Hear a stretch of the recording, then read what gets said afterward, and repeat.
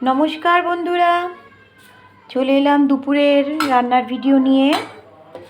আজকের মেনুতে কি আছে একটু দেখে নাও।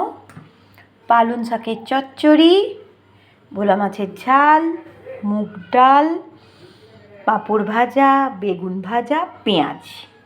দুটো থালায় ভাত বাড়া হয়েছে। এই থালাটা পাশের বাড়ির মেসোমশাইয়ের থালা, আর এটা আমার থালা। আমি একটু তাড়াতাড়ি ভাত খেয়ে নিয়ে একটু বেরোবো, তো তাই। আর তোমাদের একটু বলে দিই, পালং শাকের চচ্চড়িটা কিন্তু দিদিভাই বানিয়েছে।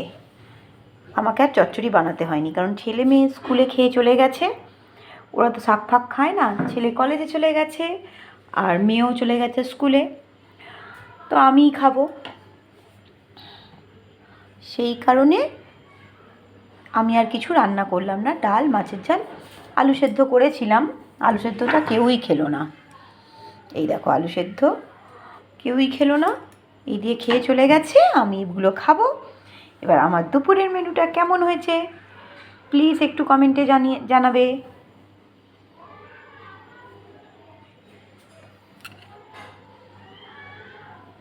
খুবই সাদামাটা, এগুলো দেখানোর কিছুই থাকে না। তবু আমার বাড়িতে যা রান্না হয় তোমাদের সাথে একটু শেয়ার করার চেষ্টা করি। যদি তোমাদের ভালো লেগে যদি একটু লাইক কমেন্ট শেয়ার করে দাও, এই আশায়।